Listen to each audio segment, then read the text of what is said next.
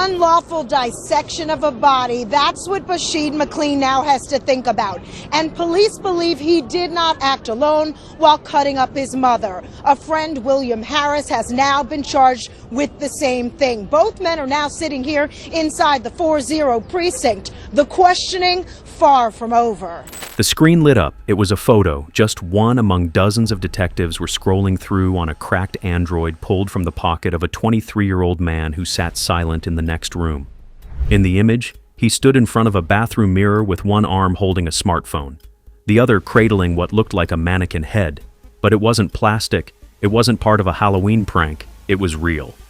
The eyes were closed, the hair was matted, and the angle of the neck, twisted unnaturally, told the detectives everything they needed to know. The officers scrolled again, more pictures and more angles, her head placed in the sink, her limbs wrapped in plastic, and his expression unchanged. Someone whispered in the hallway, "What the hell are we looking at?" But everyone already knew. It wasn't just a crime scene, it was a photo shoot, and when they finally asked him why, he didn't flinch. But this case had more twists than any blockbuster movie. Because just when everyone thought it was over, when the trial ended, the headlines faded and the prison doors closed, an even greater tragedy was already taking shape. And it would strike again. This time, it wouldn't be the mother, it would be an innocent child still connected to the same man. But before we begin, if you find this video interesting, please give it a like at the end and tell me what you think about the case. It really helps the channel. And don't forget to subscribe for more. Thank you. February 26th, 2013, the streets of the South Bronx were still mostly quiet.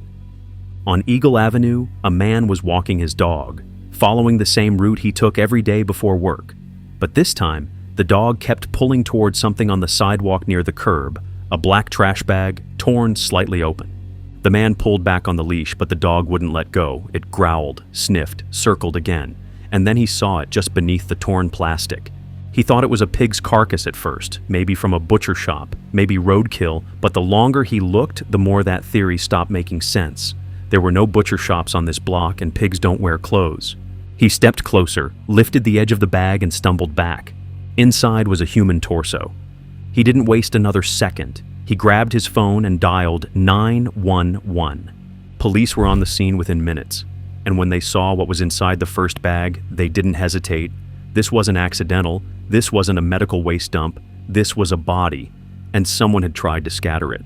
They called for backup, cadaver dogs, crime scene technicians, and the search expanded block by block, spreading out across nearby streets, 156th Street, 158th Caldwell Avenue.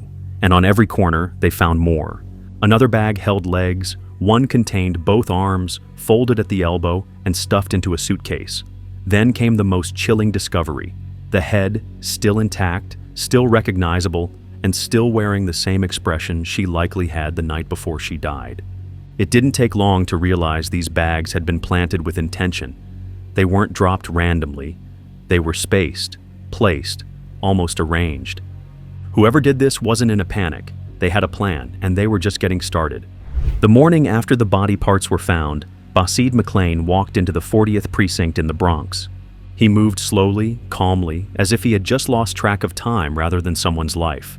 He told the officers he wanted to file a missing persons report. His mother, Tanya Byrd, hadn't come home.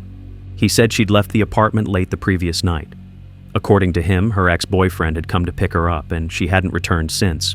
The officers took the report, but they weren't the only ones listening. His half-sister, Portia Lovett, had already arrived at the station, and the moment she saw Bahsid, something shifted. She stepped toward him and looked him in the eyes. She later told reporters, "I asked him what happened. He looked right at me and said, 'I did nothing wrong.'" But what stuck with her wasn't just the words. It was the tone, the coldness, and the certainty, because she knew something the officers didn't. Bahsid hated their mother. He resented her rules. He despised her authority. And in recent months, he had grown more distant, more aggressive, and more strange. The family had been worried for a while, but they hadn't imagined this. Still, there were holes in his story, and they didn't take long to appear. Because when detectives followed up on that so-called ex-boyfriend, there was no record, no witness, no one had seen Tanya leave the apartment, No one saw a car pull up, and no one saw her alive again after 11 p.m. the night before. Then came the second red flag, Bahsid's phone. Detectives asked to take a look, and what they found on that screen would not only unravel his entire story, it would turn a missing person case into one of the most gruesome murder investigations in Bronx history. Tanya Byrd had spent most of her life in the Bronx. She was 45 years old, a home health aide who worked long shifts caring for people who couldn't care for themselves. But the person she cared about most was her youngest son. She lived in a modest apartment on Westchester Avenue, sharing the space with two of her children. Her eldest, 23-year-old Bahsid McLean, and her youngest, 7-year-old Nasir, who had Down syndrome. Neighbors remembered Tanya as joyful, the kind of woman who smiled through her struggles and always found a way to help others, even when she had very little herself. She'd bring groceries to an elderly tenant upstairs. She'd check in on people in the building if she hadn't seen them for a while. And even after a long day of work, she always had time for Nasir, who rarely left her side. She loved her boys deeply, but it was clear to those around her that one of them worried her. In the last few months, she had started expressing fear, quietly, cautiously, about Bahsid. Something in him had changed, she said. He was cold, distant, and sometimes angry for no reason at all. The officers made their way to Tanya Byrd's apartment on Westchester Avenue later that same afternoon. The moment they reached the door, they noticed something off, but as the door opened, they were hit with the sharp, unmistakable smell of bleach. The scent wasn't faint or accidental, it was heavy, clinging to the air like a warning. Bahsid McLean stood in the doorway, calm and unbothered. He let them in without hesitation, and when they asked to see a photo of his mother, to confirm her identity, he nodded and pulled out his phone. But then he did something strange. Instead of showing them the screen, he turned it away, and when one of the officers leaned in, Bahsid tilted the phone even farther, shielding the contents like it held something more than just memories. That was the moment suspicion fully shifted. The officers began scanning the apartment, not searching, just looking. But what they saw was more than enough to raise an alarm. There were cleaning supplies stacked near the bathroom door, disposable gloves sat on the sink, and the shower curtain was missing entirely. The floor in front of the tub was damp, and the tiles had that unnatural shine that only bleach leaves behind. They didn't have a warrant yet, so they couldn't dig deeper, but they didn't need to. They left the apartment, filed their observations, and within hours, they returned with legal approval to search the premises. What they found inside changed everything. Tucked in the corner of the bedroom was a power saw, its blade still coated with residue. A shopping cart sat near the door, the same type spotted near one of the dump sites just the day before. Latex gloves were found under the sink and on the floor of the bathroom, beneath freshly wiped tile. Investigators detected traces of blood soaked deep into the grout. But the most chilling discovery wasn't physical, it was digital. Because when they finally unlocked Bahsid's phone and scrolled past the apps, the music, the ordinary selfies, they found a folder filled with images. Some were blurry, others were posed, but one photo in particular stopped them cold. In it, Bahsid stood in front of a bathroom mirror, his eyes half-lidded, and in his arm, cradled like something fragile, was the severed head of Tanya Byrd. And it wasn't just evidence, it was intent. Because while the officers were looking for a missing woman, Bahsid McLean had already turned her death into a photo shoot. And that selfie, it changed everything. But investigators quickly realized he couldn't have done this alone, so when officers dug deeper, they found another man in the picture, someone with a long arrest record. William Harris was 26. He wasn't family, but he'd been close enough to the McLean household to move freely. Neighbors had seen him around before, but after Tanya Byrd's body was discovered scattered across the Bronx, Harris found himself dragged straight into the center of the investigation. Surveillance footage confirmed it. There he was, caught on camera, pushing a shopping cart alongside Bahsid McLean, moving heavy bags in the early hours of the morning. They stopped at different street corners, and each time they left a bag behind.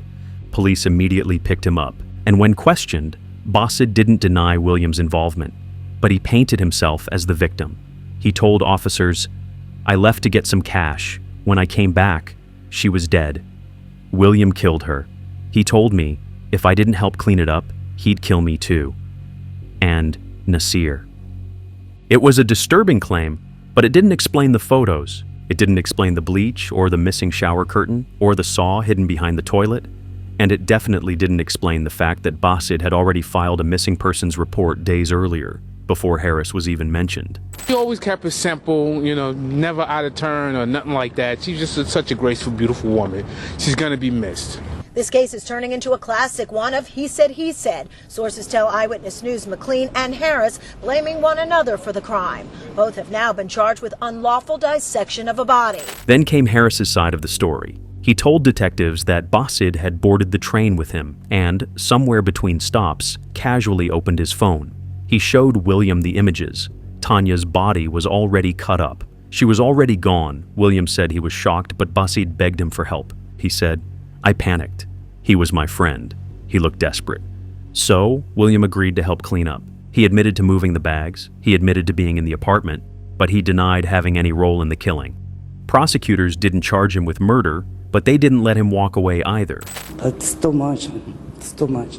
This is a first look inside Tanya Byrd's building where police say she was killed in her second-floor apartment. Her son, Bahsid McLean, with the help of a friend, William Harris, then allegedly cut up her body. Sources tell Eyewitness News surveillance tape then shows the pair carrying bags and suitcases out of the elevator and through the lobby, where a memorial now stands. Nathan Washington lives across the hall from Byrd.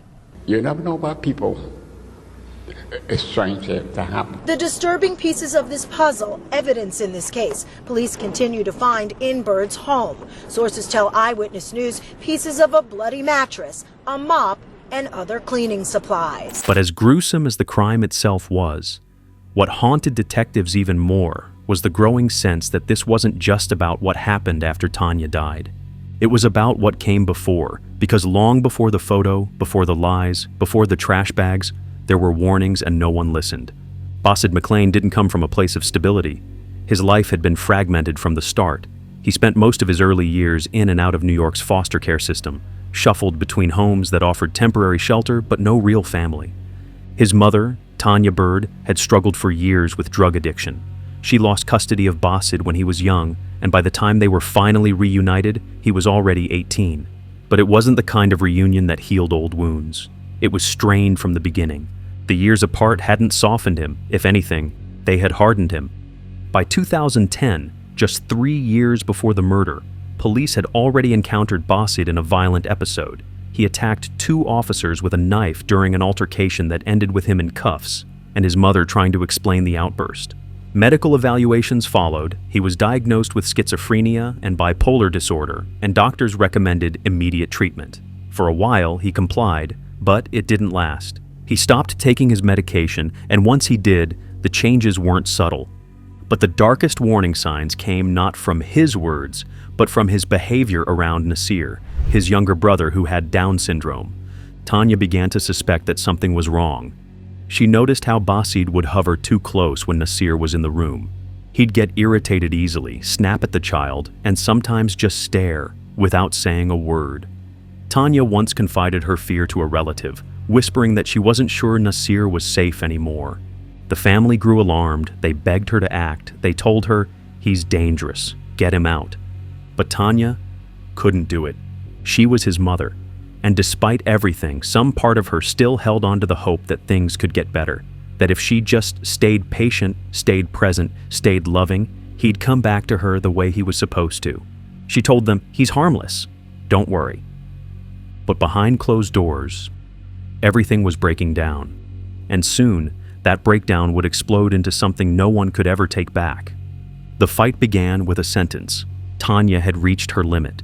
She had watched Bahsid go deeper into anger, paranoia, and isolation. And that night, she confronted him. She looked him in the eye and said, "You're a bad father. You need to move out. Be a man." She turned in for the night, unaware that those would be the last words she'd ever speak. Sometime after 2 a.m., when the apartment had gone still and Nasir had curled up in his room, Bahsid got up. He walked into the kitchen, opened a drawer, and took out a knife. Then he entered his mother's room. He stood over her as she slept, and then, with no warning, he drove the blade into her neck. She never had a chance to scream. Nasir was still in the apartment, but somehow he didn't see it. Maybe he was asleep. Maybe he heard and didn't understand, but either way, he survived that night without knowing what had happened just a few feet away. After the murder, Bahsid dragged her body to the bathroom and placed her in the tub. Then he called William Harris. Together, they went to a hardware store and purchased what they thought they needed to finish what had begun: rubber gloves, plastic bags, and a power saw. When they returned, they did their thing. And then one by one, they dropped the bags at street corners: Caldwell Avenue, 156th, 158th, never stopping for long. And then they went home, as if nothing had happened. The moment the evidence came together, detectives brought Bahsid back in, and then he said something no one saw coming. "If you can kill someone," he said calmly, "you should be able to cut them up too. If you can't, you're a coward." It wasn't a confession in the usual sense. It was colder, as if he had rehearsed it, not out of guilt, but pride. Detectives pressed further. They asked about the missing shower curtain, the one officers had noticed absent from Tanya's bathroom. He didn't answer, but they didn't need him to. The curtain had already been found, wrapped tightly around Tanya's remains, sealing in what little was left of her final moments. After that, everything moved fast. He was arrested on the spot and charged with second-degree murder.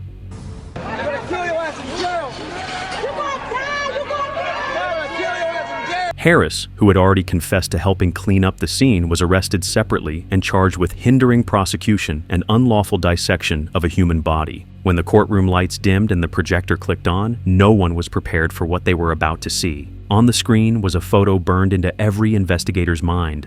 Bahsid McLean standing in front of a mirror, holding his mother's severed head as if it were a trophy. Gasps rippled through the gallery. Jurors looked away.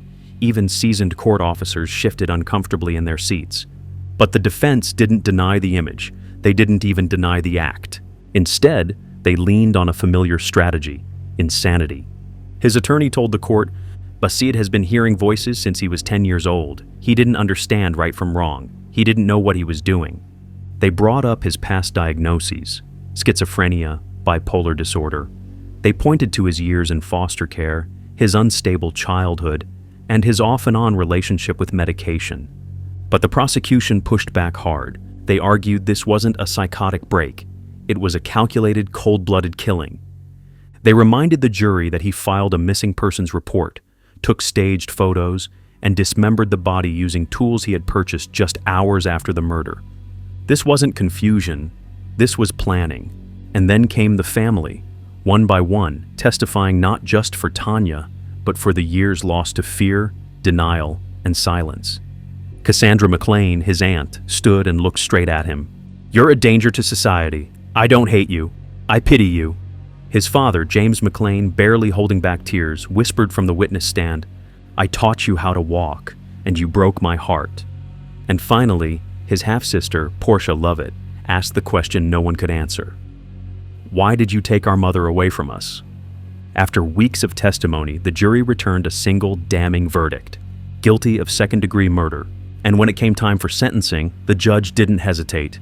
25 years to life. But even as the courtroom emptied and the cameras were packed away, those closest to the case couldn't shake the feeling that this story wasn't over.